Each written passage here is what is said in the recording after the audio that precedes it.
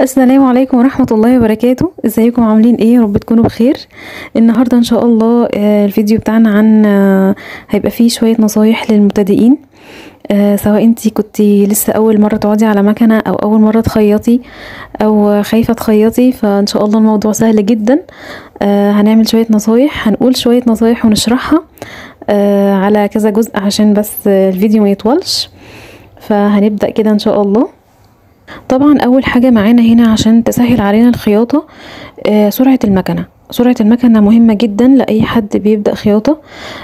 أنا عن نفسي بدأت خياطة على مكنة سينجر السودة القديمة، فهي طبعا هي مكنة جميلة جدا وصناعتها حلوة جدا، بس شديدة. حسيت ان هي شديدة وسريعة وانا يعني مش لاحقة ان انا اظبط حتى القماشة. وكمان عشان هي قديمة فما كانش فيها موضوع السرعات والحاجات اللي طالعة في المكن الجديد. فبصراحة يعني ما صدقت ان انا لقيت مكنة فيها سرعات والحاجات دي، فبدأت اقلل السرعة في الاول، والحمد لله واحدة واحدة الدنيا مشيت معايا، وفي حاجات بعد كده ما احتجتلهاش. فهنيجي طبعا هنا على اول حاجة معانا. هنيجي هنا عندنا هنلاقي زرار ماينس وزرار بلس. هنقلل السرعة من الماينس طبعا ونبدأ خياطة. ده طبعا هيفرق معانا كتير جدا.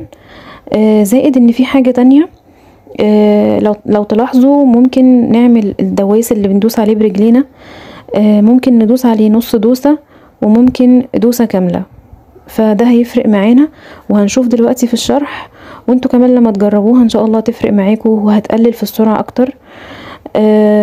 تاني حاجة معانا الزرار اللي هو بيمشي غرزة غرزة.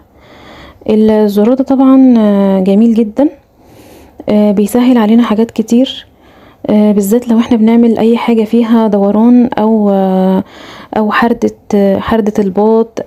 طبعا ادام بدأنا خياطة هيقابلنا يعني حاجات من كده كتير، فالحاجتين دول بصراحة اهم حاجة في بداية الخياطة. عايزه اقول لكم كمان ان الخياطه بتحتاج مهاره الثبات، ان انا اكون ثابته، مفيش حاجه، مفيش ولاد جنبي، مفيش اي حاجه من الكلام ده، ايدي ثابته. تاني حاجه في مهاره اسمها التآزر البصري الحركي. دي اللي هي ببقى مركزه بعيني واخده بالي كويس قوي من حركه ايدي، لان ايدي بتبقى مثبته القماش كويس، ورجلي اللي هي ايه بتبقى طبعا دايسه على الدواس من تحت. فدول الحاجتين اللي بيبقوا شغالين اثناء الخياطه، فلازم اخلي بالي منهم، وان شاء الله مع التدريب والممارسه الدنيا تبقى حلوه معانا جدا. هنيجي بقى معانا هنا هنعمل ايه عشان نبدا نظبط الخياطه ونمشي تمام. هتجيبي زي ما انتوا شايفين كده، ده غطا بلاستيك، اي حاجه مدوره عندك هتجيبيها، وهنرسم هنجيب طبعا اي قماشه مش محتاجينها، وهنرسم دايره زي ما انتوا شايفين كده. هي انا اخترت الرصاص بالذات عشان لما نخيط هتبان اكتر، عشان لو عملت بالجاف ما كانتش هتبان قوي، يعني الخياطه ما كانتش هتبان على الجاف. وهنجيب طبعا مسطرة وهنعمل كذا خط عشان نمشي عليها، وهنفضل طبعا نعمل كده كتير، ان احنا نمشي على الخط، نعمل حاجات بالطول ونمشي نعمل حاجات ايه خطوط بالطول كده ونمشي عليها.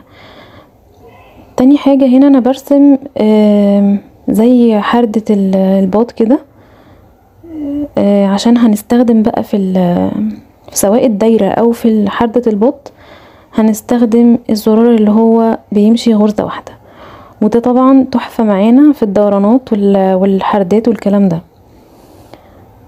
المهم وانتوا بتمشوا على الخطوط دي في الاول طبيعي هتلاقي نفسك مايلة شوية، عاملة كده طالعة ونازلة في زجزاج.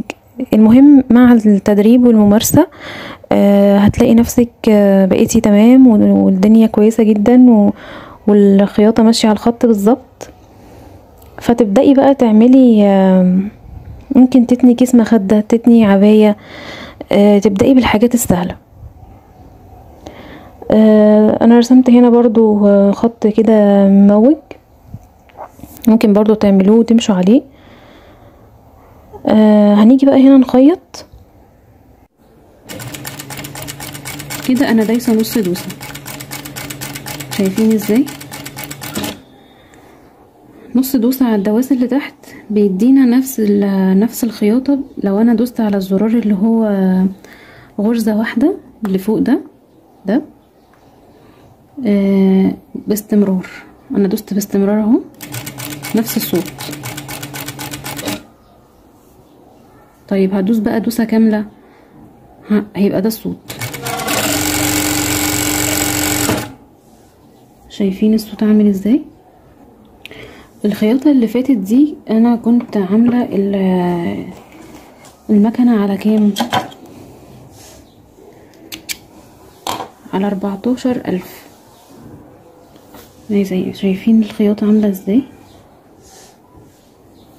احنا هنا هنعمل الخياطه هنعملها على 800. اهي نبدأ نخيط كده نص دوسة برضو كده، بقى دوسة كاملة. شايفين الفرق بين الدوسة الكاملة هنا والدوسة الكاملة هنا؟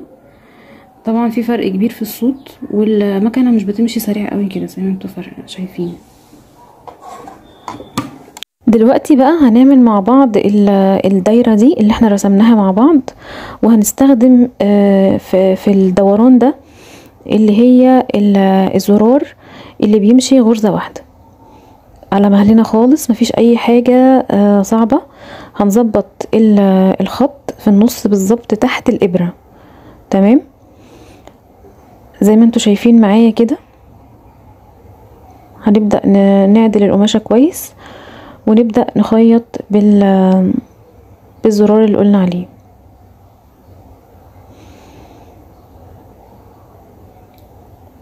انا كده كنت بشاور لكم على ان الخط يبقى بين بصوا، هي الدواسة اللي فوق دي اللي هي قدامنا دي بيسموها، في ناس بتسميها رجلين يعني.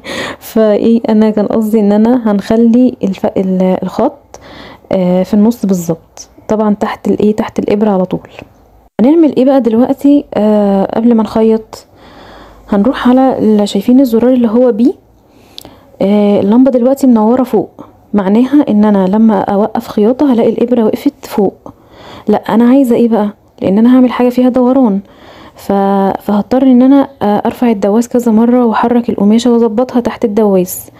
فهدوس على زرار بي ده، هخلي اللمبة تنور تبقى في الدايرة اللي هي تحت دي، انتوا شايفين في زي كده دلوقتي كده. خلاص كده لما اوقف الخياطة هلاقي الابرة غارزة تحت في القماش، وهنشوف دلوقتي مع بعض.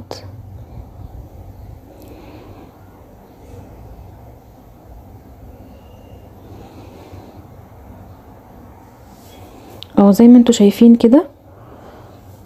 لو رفعنا الدواس شايفين معايا الابرة غارزة جوه في القماش ما بيتحركش، ودي طبعا حاجة مهمة عشان لما نيجي نرفع الدواس ما يخرجش معانا خيط زيادة، او الخياطة اللي احنا بنخيطها تبوظ مننا. هنبدأ بقى طبعا نخيط عادي، وعند كل ما نلاقي كده يعني حتة، عشان طبعا احنا عارفين ان الدايرة على طول فيها حتت منحنية مش ماشية ستريت، فهنبدأ نظبط على طول. لازم نلف القماشة، وممكن نرفع الدواس ونظبطها تاني برضو. ممكن تدوسوا على الزرار اللي هو الغرزة واحدة ده، تدوسوا عليه واحدة واحدة، او باستمرار عادي، هو برضو هيمشي بطيء، زائد طبعا السرعة البطيئة اللي احنا عاملينها في المكنة. وطبعا المفروض ان احنا بنشيل الزوايد بعد ما نخلص والكلام ده. وزي ما انتوا شايفين دلوقتي معايا الخياطة مظبوطة، مشينا على الدايرة بالظبط. دلوقتي بقى هنعمل حردة الباط. هنفضل برضو عاملين وضع الابرة انها تكون غارزة في القماش، عشان عندنا هنا كذا اتجاه. هنحول من الكتف لحردة الباط. فهنظبط طبعا الخط كويس تحت دواسة الخياطة.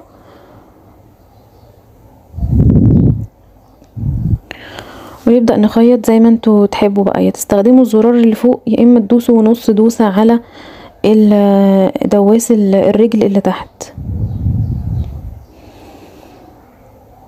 اهو. خلاص كده احنا خط الكتف خلص. هنرفع الدواس، نظبط القماشة، نخلي الخط في النص بالظبط تحت الابرة، ونبدأ نخيط تاني.